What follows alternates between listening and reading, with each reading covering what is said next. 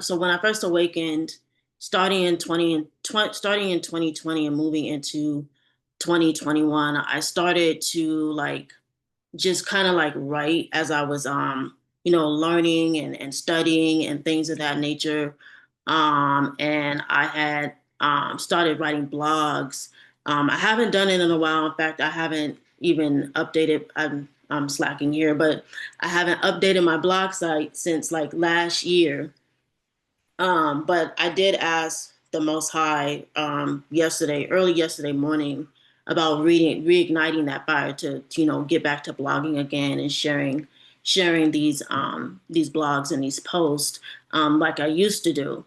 And so I started like around mid 2021. I started writing and blogging, and this was one of the very first posts that I wrote.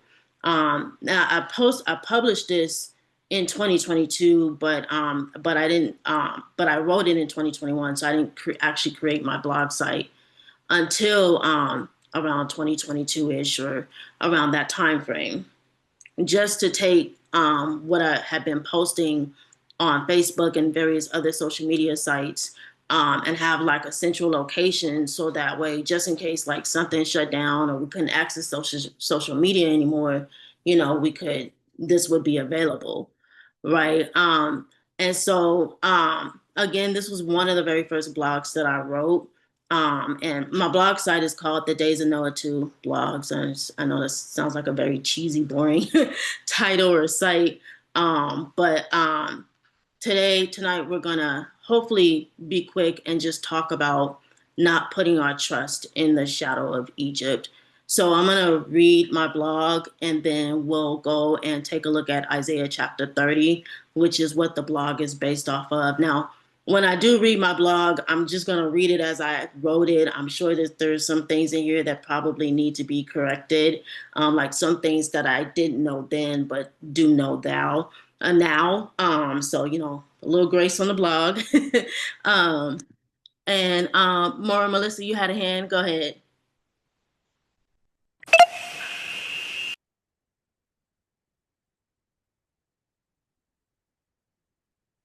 You still there? I'm sorry, can you hear me? Yes, ma'am.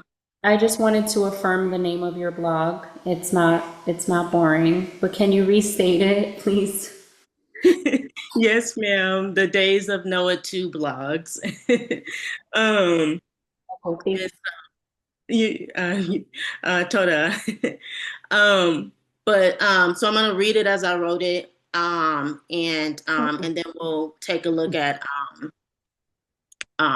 so again, it's called "Don't Put Your Trust in the Shadow of Egypt," and so we'll take a look at Isaiah chapter 30 in a little bit more detail. I did like a little bit of a PowerPoint slide, some PowerPoint slides. So let me go ahead and get started. All right. Don't put your trust in the shadow of Egypt. Isaiah 30, 1 through 26. Scriptures 1 through 17 talk specifically about trusting in Yahweh and not Egypt. If you know anything about Egypt, then you know that they were one of the most powerful empires in the world, besides Babylon, Rome, Greece, Persia, etc. In ancient times, Egypt acquired so much knowledge and technology that they allegedly knew how to navigate death.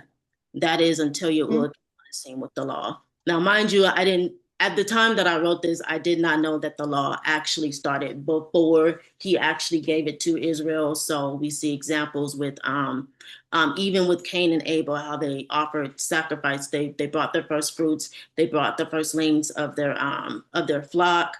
Of course, Cain's wasn't accepted, and so on. But Abel's was. We can even see with Noah and how he was instructed to, when he did the animals, he would do he would do seven each of the clean animals, and then there would be the two each of the unclean animals. And then even when he got off the ark and did his sacrifice, he built an altar and did his sacrifice. He only sacrificed the clean animals, right? And that sacrifice became a sweet savor unto the Most High. And then there, after that, that's when the Noahic covenant Noahic covenant was established accordingly. So and just saying all that to say that when I wrote this, I didn't know that until later on. So anyways, this knowledge of death seems far-fetched, but there is a reason Revelations 9:6 says they shall seek death, but shall not find it. Elon Musk talked about how they have the knowledge and technological advances to extend life or stop aging. Let me play this real quick. I think there's going to be a lot of breakthroughs on the medical front, particularly around synthetic mRNA. You can basically do anything with synthetic RNA, DNA. It's like a computer program. So, I mean, I think with enough, with effort that's not too crazy, you could probably stop aging, reverse it if you want. You can basically do it. You can turn someone into a freaking butterfly if you want with the right DNA sequence. So, I mean, caterpillars do it. Come on. At the, I don't have it on. At the time that I wrote this, I was focusing specifically on, so this was like a part of my awakening experience where I was focusing specifically on COVID or C-19, and the fact that they had introduced the solution, the solution. And at the time, that's when I was, really starting to do some research because I had questions about it.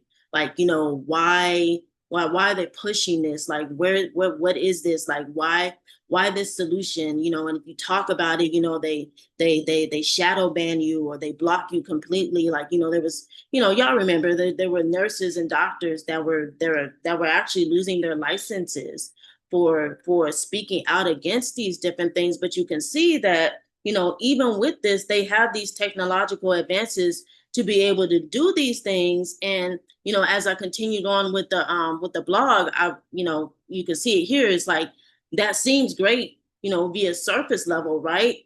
I mean, who wouldn't want to live longer periods of time outside of the current lifespan? However, don't get too excited because there's a reason Yahusha said to bind up the man that snuck into the marriage supper and cast him into outer darkness where there is weeping and gnashing of teeth. Matthew 22:1-14. Yahuwah said in Genesis 6:3, and Yahuwah said, my spirit shall not always strive with man, for that he is also flesh. He also is flesh, yet his days shall be 120 years.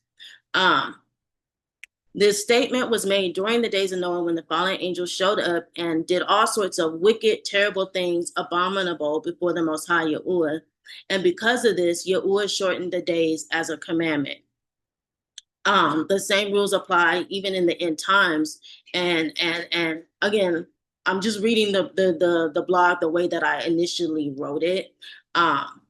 But the same rules apply in the end times, and that is why Yahusha gave the parable of the man sneaking into the marriage supper, because if you try to acquire an incorruptible body, Daniel 2:43, iron mixing with clay, AI mixing with the human genome, transhumanism, all of those things, without going through Yahusha HaMashiach, you are in for a terrible judgment. Thus, the navigation of death is not as far-fetched as it may seem, because again, they have these technological advancements, they have all of these different things that they are trying to implement, because at the end of the day, it's like, they don't want to go through the Most High to gain life. Like it says in Deuteronomy chapter 8, it talks about at the beginning of that chapter how when you obey, when you guard the commandments of the Most High, you shall live. They don't want to do that. They want to do their own thing. They want to acquire life through their own whatever means. It's like, and it just kind of bewilders me, because it's like the Most High has given us everything that we need to live life according to his will, like everything, all of the solutions, all of the solutions to our daily things that we deal with, all of it is put in Torah. But it's like the world, the system, this beast system, the enemy and its covenant and his covenant set up with, the Illuminati families and all the rest of them, they don't want to do that. They want to do their own thing. And unfortunately, if these people don't repent, they're going to be in for unfortunately terrible judgment. So yeah, they might have all this technological advancement and all of these things, but remember the title of this blog was "Don't Put Your Trust in the Shadow of Egypt." So continuing on, most of the knowledge Egypt acquired was lost when the Library of Alexandria was destroyed. I actually have a book on my Kindle, and it's called Christianity and an Ancient Egyptian Religion. And I'm gonna just read just a little snippet of it because I thought it was interesting seeing like what happened and how the Library of Alexandria was destroyed and who actually allegedly destroyed the Library of Alexandria. So it says, one day in AD 391, the Roman appointed Bishop Theophilus marched from his headquarters in the Baruchian royal quarter of Alexandria at the head of a large howling mob, heading west for the Serapeum in the heart of the Egyptian quarter of Rakotis. The Serapeum, which had been the center of Egyptian worship for 7 centuries, was adorned with extensive columned halls, almost breathing statues, and a great number of other works of art, as well as being the house of the great Alexandrian library. The frenzied people rushed through the streets along the Canopic Way, turning into the short street that led to the temple area of Serapis, meeting the other crowds there before climbing up the great flight of the marble steps led by Bishop Theophilus. They jumped across the stone platform and into the temple where the events of the final tragedy took place. In their agitated mood, the angry mob took little heed of the gold and silver ornaments and precious jewels, the priceless bronze and marble statues, the rare murals and the tapestries, the carved and painted pillars of great granite and many marbles, the ebony and scented woods, the ivory and exotic furniture, all were smashed to pieces with cries of pleasure. But that was not all. Those shouting men, full of demonic delight, they turned to the library where hundreds of thousands of papyrus rolls and parchments inscribed with ancient wisdom and knowledge were taken off their shelves, torn to pieces, and thrown onto the bonfires. A few years later, the last of the Alexandrian scholars were torn to pieces by a gang of Christian monks. And that was the part I really wanted to get to. Like, the people that allegedly or apparently destroyed the Library of Alexandria were apparently Christian monks. So I just thought that was interesting. In fact, it even says, on a Lenten day in March of the year AD 415, they stopped the carriage of Hypatia, who had succeeded her father as professor of philosophy in Alexandria, stripped her naked, dragged her into, well, it's very, very, what do you call it? Very brutal what they did to this woman. But these were the people that apparently destroyed the Library of Alexandria. And so all of that knowledge is gone. And this was done by people who I believe at the time were worshipers of Serapis Christos. So if you know any of the history surrounding that, what was his name? Ptolemy Soter established this particular religion by basically combining the Egyptian religion and Grecian religion and essentially creating basically another sun god by the name of Serapis Christos. And those followers, those that worshiped him, they were known as bishops of Christ. And this particular religion was established long before the Messiah became on the scene. So it seems like this title of Christian or Christianity was already used back before the Messiah even came on the scene in this worship of the Serapis Christos. And then again, allegedly, they were the ones that essentially destroyed the Library of Alexandria. Now, personally, I think that a lot of those scrolls are in the catacombs of the Vatican. Like, they have access to some of those scrolls, or even, however many of those scrolls that they have. But, according to the history, a lot of that stuff was lost. So I just wanted to kind of just point that out, just that little bit of history. So continuing on, I highly hate that our ancestors in the past got so involved with the fallen angels, watchers, sons of God, B'nai Ha Elohim, Genesis 6, Book of Enoch. They acquired knowledge that was forbidden to us. Thankfully, there were some of us, some of our ancestors, Noah and his family, and of course there were others, um, um, that essentially had enough sense to stay away and keep their DNA intact. The fallen angels, in their first attempt to stop the coming of Yahusha, tried extremely hard to disrupt, corrupt mankind with the mixing of DNAs, creating hybrid giants, Nephilim, in response to the prophecy of putting enmity between the seed of the woman and the seed of Satan, Genesis 3 and 15. And you can actually see this in Yashar 4 and 18, where it talks, or Jasher 4 and 18, where it talks about how they learned how to mix particular breeds, mix different species together, and so on and so forth. But obviously that plan did not work.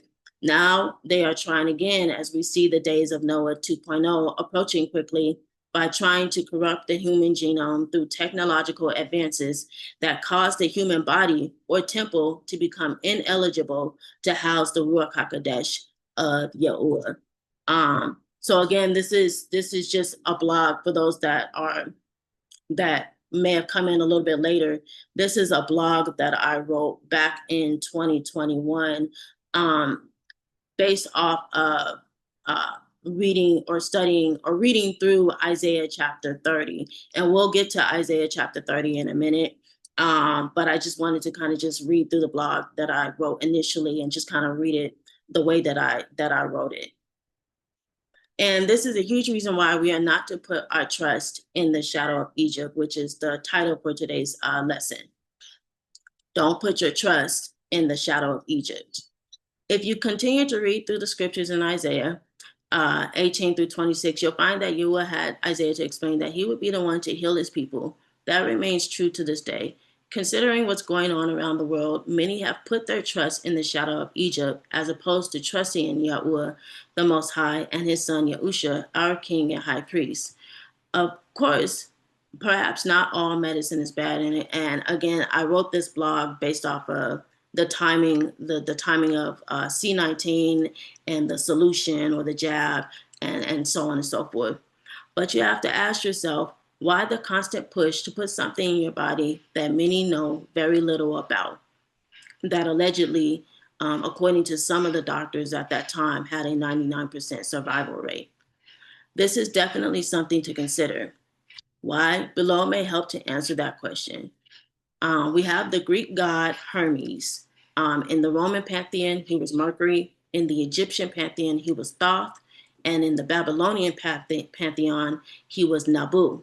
He was born on Mount Hermon, where the 200 fallen angels landed during the days of Noah, well, actually, technically during the days of Jared, to which Hermes received his namesake. Hermes has three distinct jobs: medicine, alchemy, commerce, business, and money, escorting souls to the underworld, or Sheol, or Tartarus.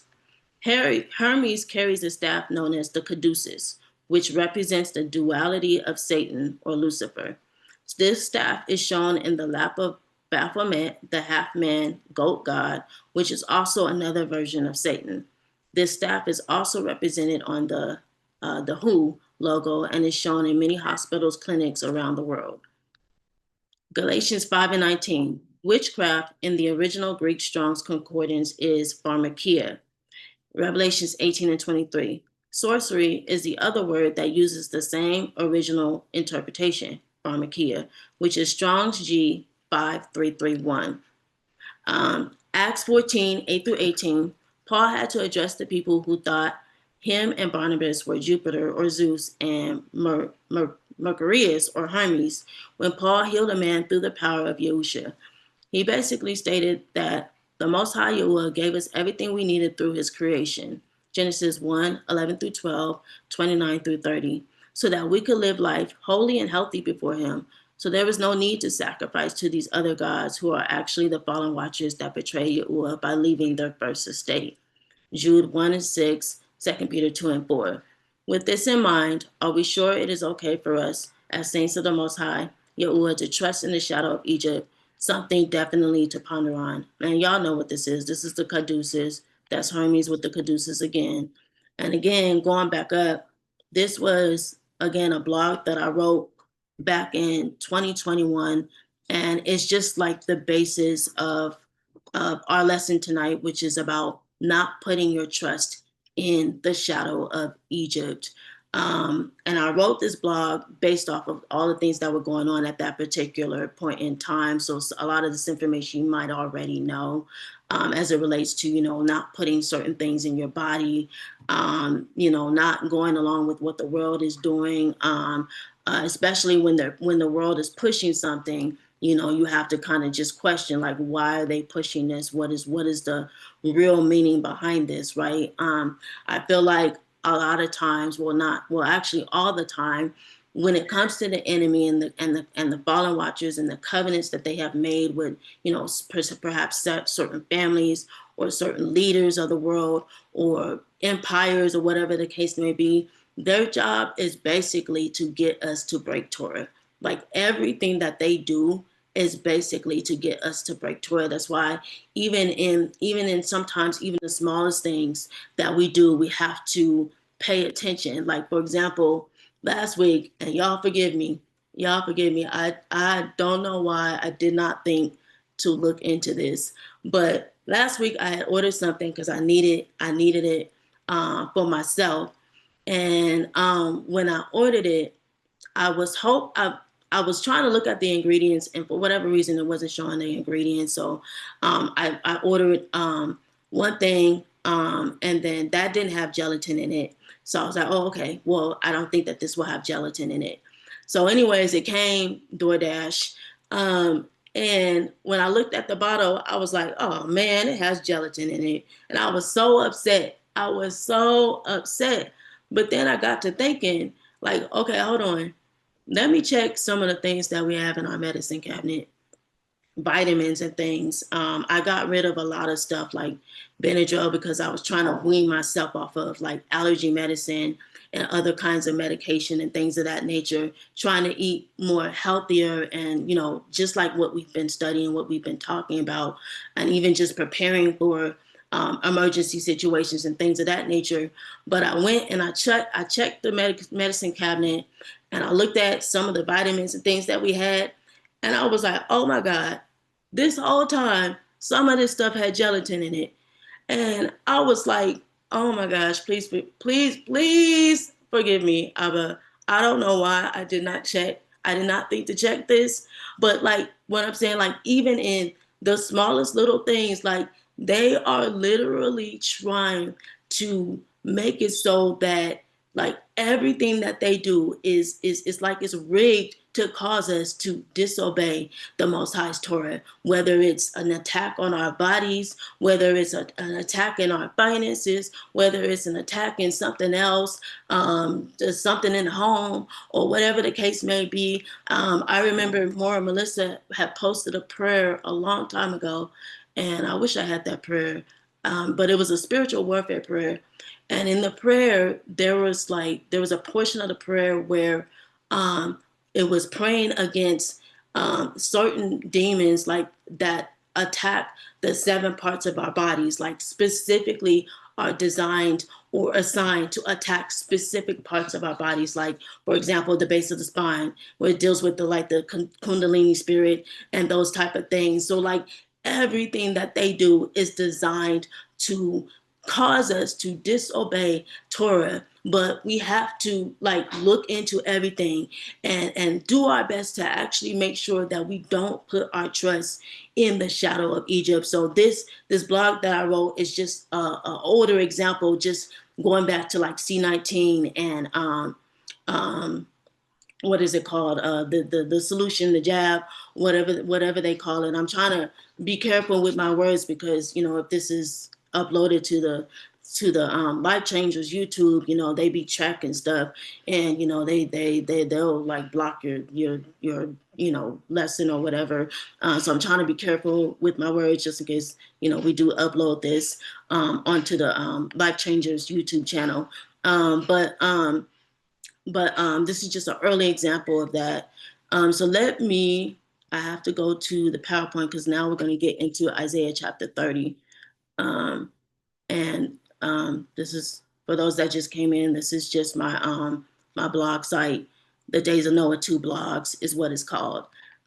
So let me stop sharing real quick. And let me share again.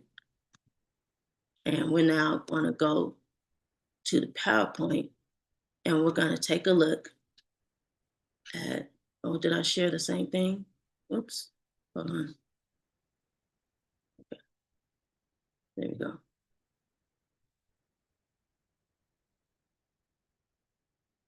Hold on. Why is it not? Give me just a second, guys. Get out of this.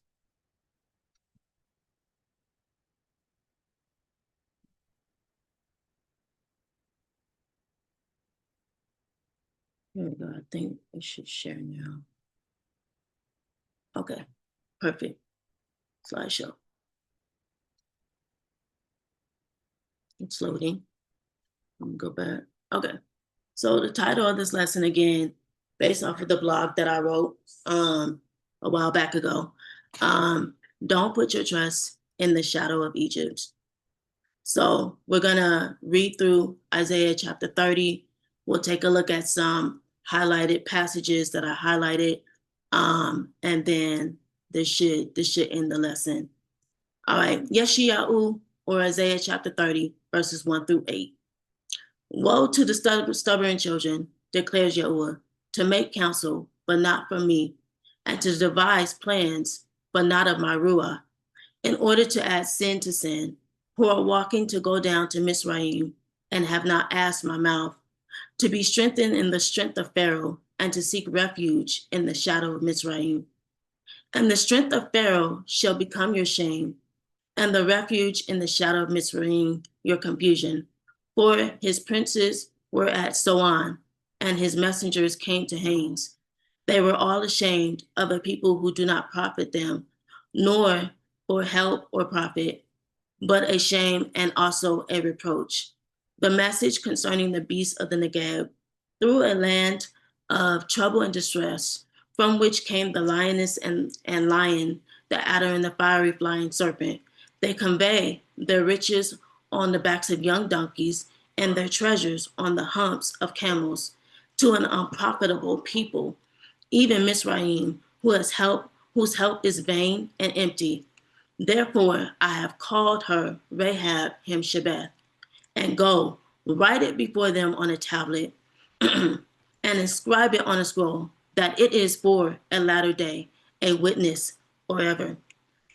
So the highlight verse here is Isaiah 30, verse 7. Even Mitsrayim, whose help is vain and empty, therefore I have called her Rahab Hemshebeth. Rahab Hemshebeth means their strength is to sit still. Shebeth comes from Strong's Hebrews 7674, which is Sebet. It is a cessation, a sitting still, a loss of time, meaning dubious, uncertainty, undecided, a questionable character. So what's interesting is on Monday, I'm sure you guys saw all the news, and I don't know if you guys were affected by this, but at least on my job, that we were definitely affected by the AWS shutdown with Amazon. So, with this AWS system, it actually is used for a number of different things. Banks, I heard that some people's banks and cards were messed up. There was and it also, the shutdown also affected things internationally as well, right? There was a bank, apparently, I heard there was a bank in Scotland that got affected by it, and so on and so forth. So all that to say, like, what is it going to be like when the entire system officially shuts down? Like, just thinking about all of the people who, unfortunately, they're so used to the system. They're so used to the shadow of Egypt. They're so used to the shadow of Mitsrayim. What is it going to be like for all the people that have put their faith and trust in the shadow of Mitsrayim, and everything shuts down? Like for real, for real. They haven't prepared for anything. I remember back in 2020 when COVID happened, or C-19 happened, and people were posting about it. And I grew up apostolic, y'all know that, right? And so the apostolics, the Pentecostals were posting things, and there was one person that said, "Who cares? We just gonna be raptured."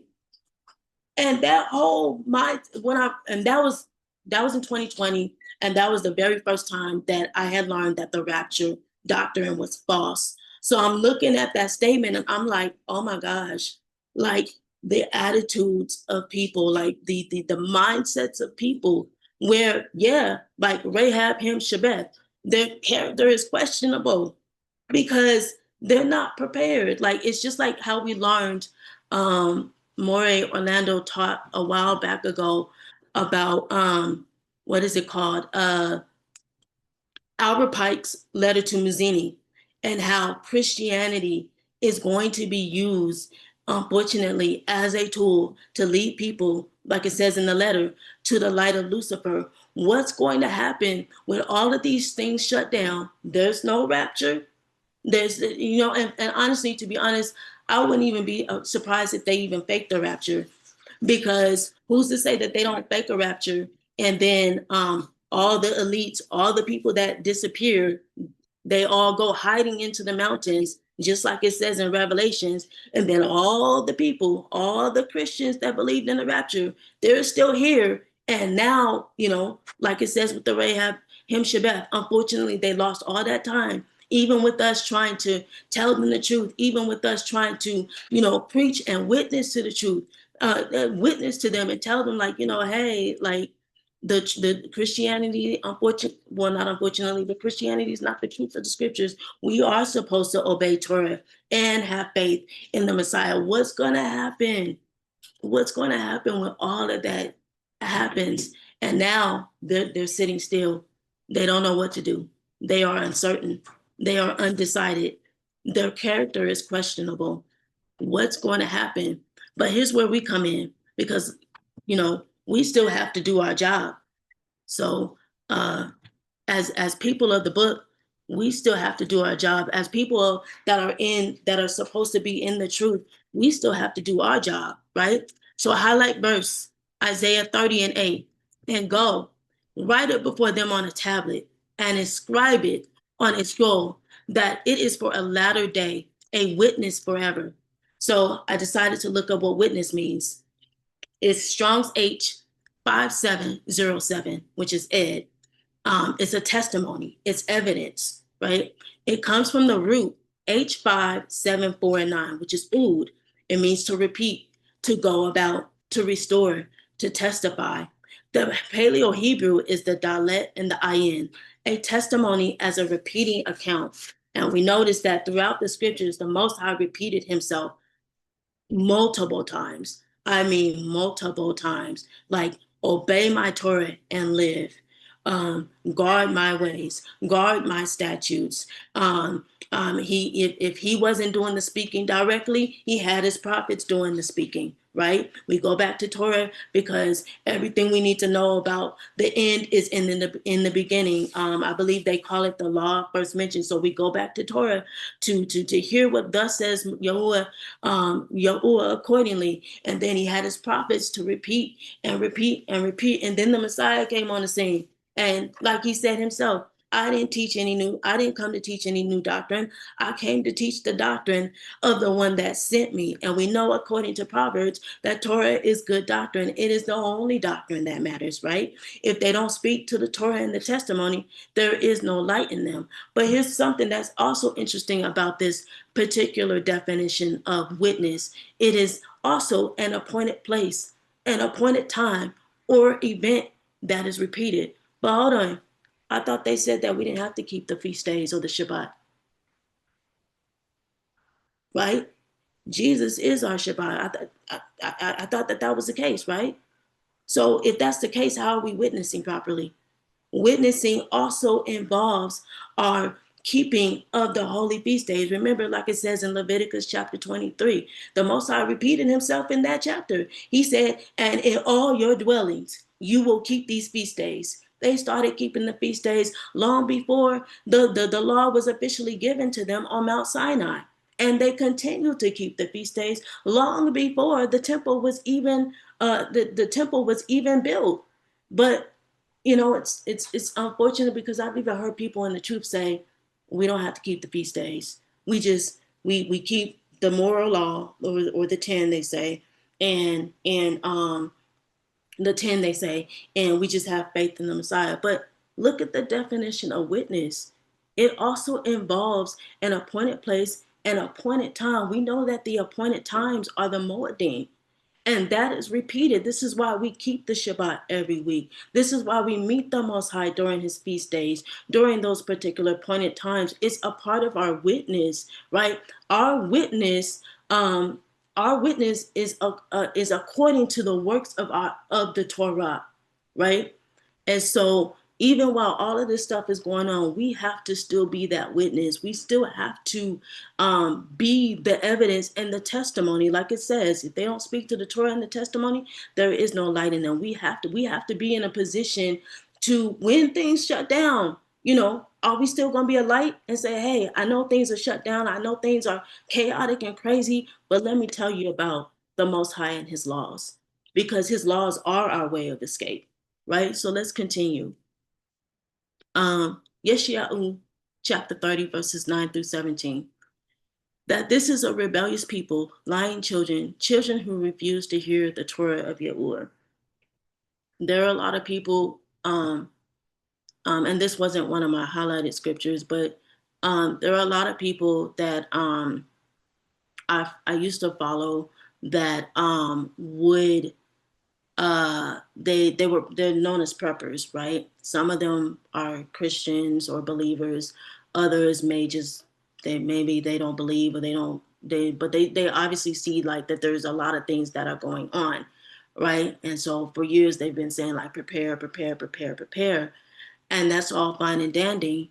But even like what we read in the first verse, like a lot of these people unfortunately are not seeking the counsel of the Most High, and then on top of that they refuse to hear the Torah of Yahuwah.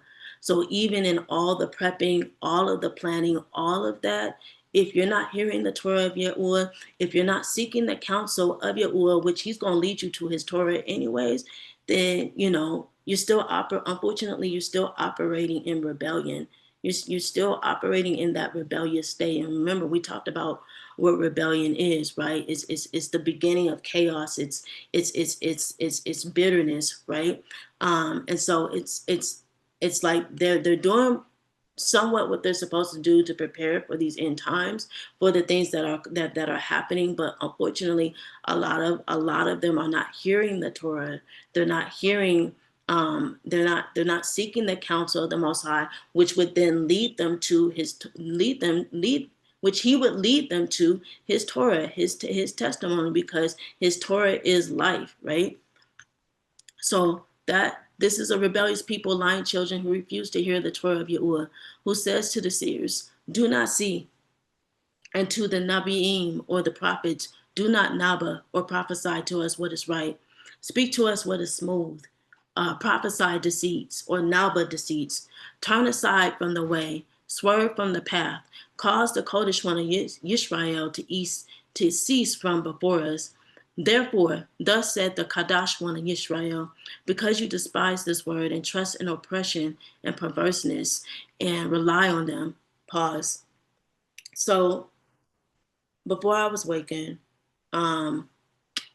back starting in 2015, I was part of a youth team for a Pentecostal organization, just like the southern region of the San Diego region area.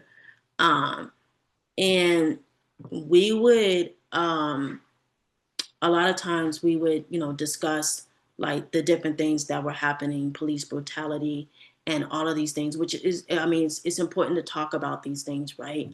And we would try to talk about it from a biblical perspective, or at least, based off of what we knew and understood from the scriptures. Now, of course, I know now that Christianity is not the way of the scriptures, but at that time, we would try to have these discussions and have these seminars and things of that nature.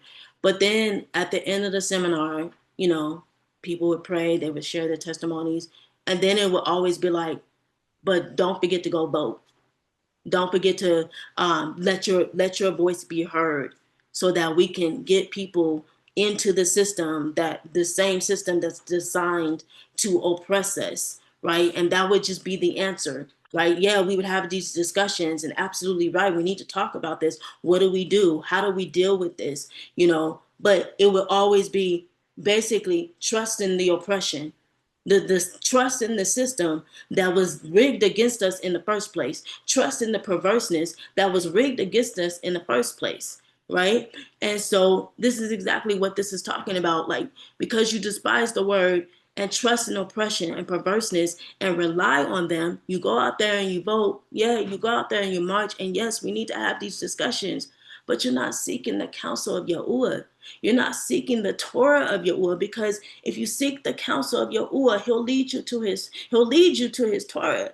And that Torah will also lead you to Yahusha. And Yahusha will lead you back to the Most High, who will then lead you to his Torah and go to the Yahusha. And it's just this cycle of life that will give us the answers to what we need to deal with these type of things while we're in Babylon. We're in Babylon. We're in the shadow of Mitsrayim, but we don't trust in the shadow of Mitsrayim, right? Therefore, this wickedness is to you like a breach ready to fall, a bulge in a high wall, whose breaking comes suddenly, swiftly. And she shall break it like the breaking of the potter's vessels, which is broken in pieces without sparing, so that there is not found among its fragments, a shred to take fire from the hearth, or to take water from the cistern. For thus said the Adon Yahuwah, the Kadash one of Israel, in returning and rest you are saved, and in stillness and trust is your strength. But you would not, and you said, no, for we will flee upon horses. Therefore you flee. And we ride on swift horses. Therefore those who pursue you are swift. 1,000 at the rebuke of one, and at the rebuke of 5 you shall flee, until you are left as a pole in the top of the mountain, as a sign on the hill. So highlight verse, Isaiah 30 and 11. Turn aside from the way, swerve from the path, because the Kadash one of Israel to cause the Kadash one of Israel to cease from before us. So I picked this verse out because I wanted to discuss about the way. Paul said he's a follower of the way, but unfortunately in Christianity, they never really defined what the way actually is, like, because in that same passage he said he believes all things written in the Torah and the prophets, right? So if he believes all things written in the Torah and the prophets, he's not going to contradict the prophetic, the what the way actually is, what the prophecies that have been prophesied are, like the renewing of the covenant with the house of Israel and the house of Yehuda, right? He's not going to contradict that, right? He certainly wouldn't contradict Ezekiel when Ezekiel prophesied that the Ruach HaKodesh would be there to cause us to obey Torah. I believe that's why he said Torah, why Paul said Torah is spiritual, right? So what exactly is the way? This is just a mini blog that I wrote, just trying to better understand what the way actually is. And it says, guard the way, Matthew 7 and 14, because straight is the gate, and narrow is the way which leadeth unto life, and few there be that find it. The way, Strong's H1870, which is direction. It comes from the root H1869, archer, shoot, lead, lead, tread, and guide. And we talked about the Paleo Hebrew portion of Torah, which it comes from the root yara, and we know that it means to shoot, cast, or point out. It's the Yod Resh He. It means to throw or shoot an arrow or to hit the mark. It's about direction. So the way is Torah, right? The way is Torah, right? We see examples of this even with, like I mentioned, Noah. We can see the examples with Abraham, and of course, I know that a lot of this is things that you already know, but just in case, or may know, but just in case you needed that reiteration, the way is Torah. There is no other way. In fact, in I want to say, and I want to read it real quick here, Psalms 119 and chapter 1. No, Psalms 119, verse 1. I think I mentioned this before, but Psalms 119 is probably by far my favorite Psalms of all of the Psalms. It's the longest chapter in the Bible. But there's so much meat to this particular Psalms because of the way that David really talks about Torah and how important Torah is, right? So Psalms 119 and 1, Aleph, blessed are the undefiled in the way who walk in the Torah of Yahuwah. So the way is actually Torah, and that's what I wanted to highlight for this particular verse. Let's continue, and we're almost done. I think I have I yeah, two more slides actually, I believe. Yeshayahu 30:11-20. Therefore, thus said the Kadash one of Israel, because you despise this word and trust in oppression and perverseness. Oh, did I already do this?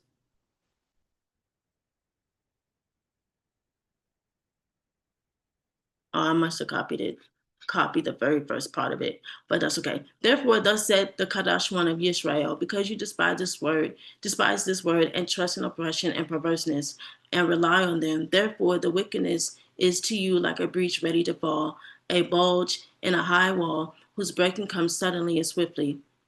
And he shall break it like the breaking of the potter's vessel, which is broken in pieces without sparing, so that there is not found among its fragments a sherd to take fire from the hearth, or to take water from the cistern.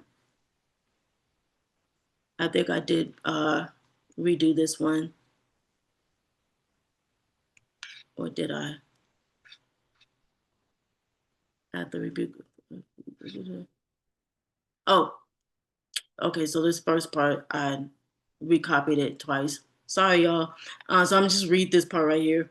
And therefore Yahuwah shall wait to show you favor, and therefore he shall be exalted to have compassion on you. For Yahuwah is an Elohim of right ruling.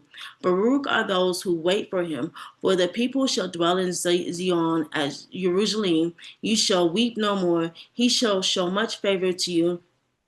At the sound of your cry, when he hears, he shall answer you. Though Yahuwah gave you bread of adversity and water of affliction, your teacher shall no longer be hidden, but your eyes shall see your teacher. So this was supposed to be the highlight verse. Isaiah 30:18. And therefore Yahuwah shall wait to show you favor, and therefore he shall be exalted to have compassion on you. For Yahuwah is an Elohim of right ruling. Baruch are all those who wait for him. So wait is Strong's H244 and 2. It is Haka, to wait, to tarry. It comes from the root H2707, which is again Haka, and it's the Hebrew letters Kuf and Het. To cut, to carve, to engrave, carved for work, set a print, separation and coming together, an appointment. The time between the present and an appointment is a wall of time.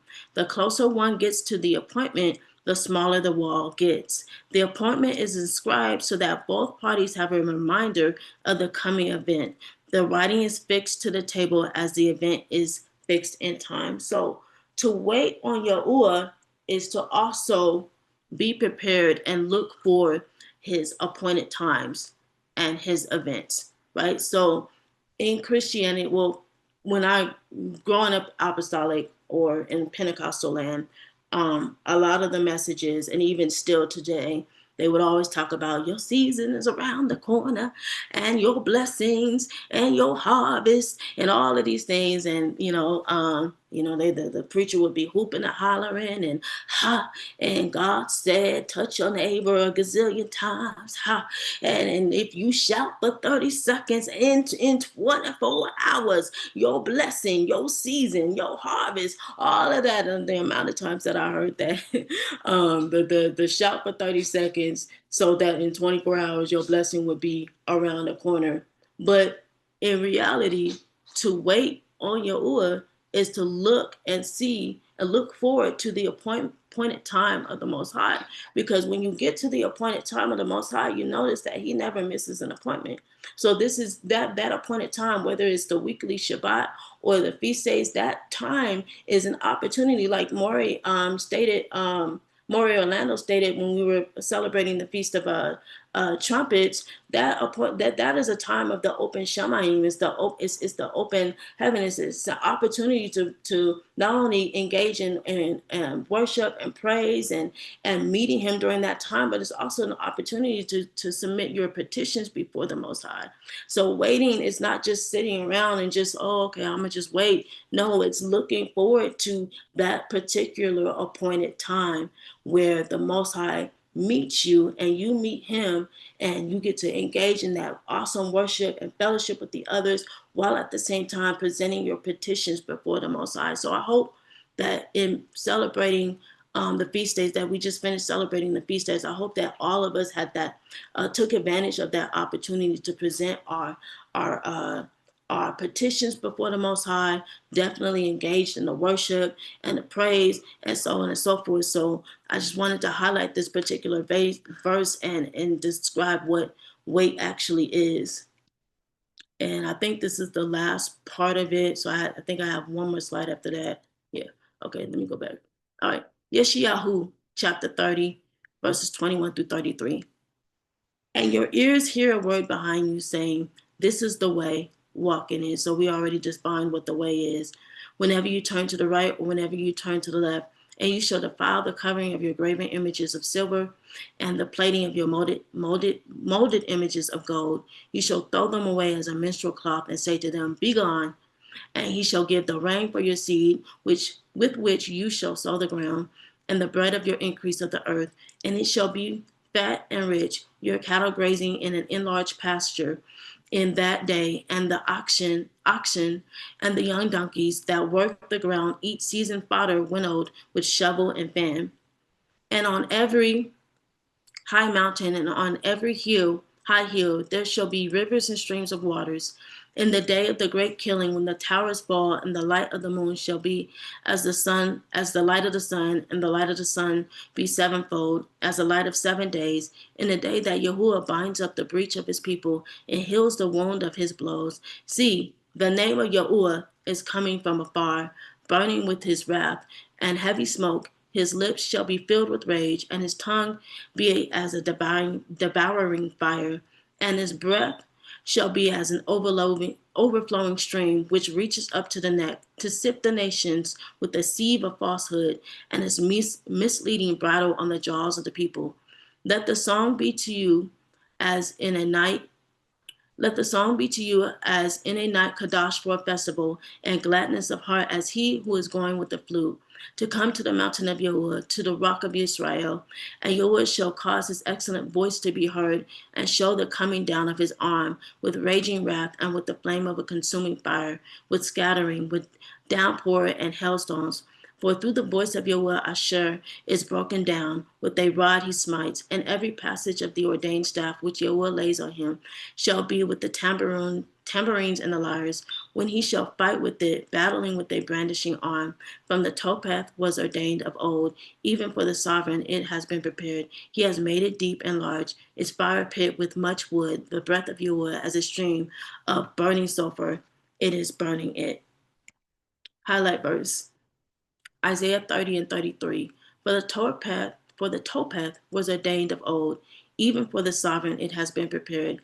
He has made it deep and large, its fire pit with much wood, the breath of Yahuwah as a stream of burning sulfur. It is burning it. So topeth is H8613, which is top te, a place of fire. It comes from the root H 8612, topeth. The two I don't think this was meant to be here. That's a typo. I'm sorry, you guys. It is a place in the southeast of the valley of the son of Hinnom, south of Jerusalem. So this is actually referring to Gehenna. And let me find my book real quick here. I just had it. Oh, here it is. So I have a book. It's called The Messiah Codex, a textual analysis of the messianic prophecies, and it's by Abdiel Ben Levi, which some of you I think may know as Zion Lex. And so in this book, he pointed out something that was very interesting. And let me get to it real quick. I think it's page 45. Oh, this is the book, by the way. You can get this off Amazon, just in case you wanted to take a look at it and read it. Okay. It says, the Gemara also mentions this, as it is written, it has been taught. 7 things were created before the world was created. These are Torah and repentance. I find it interesting that Torah and repentance were created, especially repentance. Repentance was created. Of course, the Torah started at the beginning, right? The Garden of Eden and Gehenna, the throne of glory and the house of the sanctuary, as well as the name of the Messiah. And that makes sense with the name of the Messiah, because we know in Enoch chapter 45, or is it 45? I know it's in Enoch, but in Enoch, let me get to it. I don't want to give y'all the wrong chapters. It's definitely Enoch. I want to say,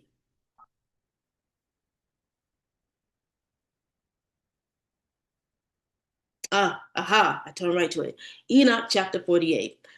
In that hour was the son of Adam invoked before Yahuwah Sabaoth, and his name in the presence of the Ancient of Days. So it definitely makes sense that the name of the Messiah was also declared before the foundations of the earth, in which I believe it was declared in the language of creation, which we know is Abri or Hebrew, right? And we can find that in I want to say Jubilees chapter 12, right? But I read this because I wanted to point out again how this goes along with the idea that Gehenna, or I guess we could say the lake of fire, was created before the foundations of the earth, right? Or before the earth.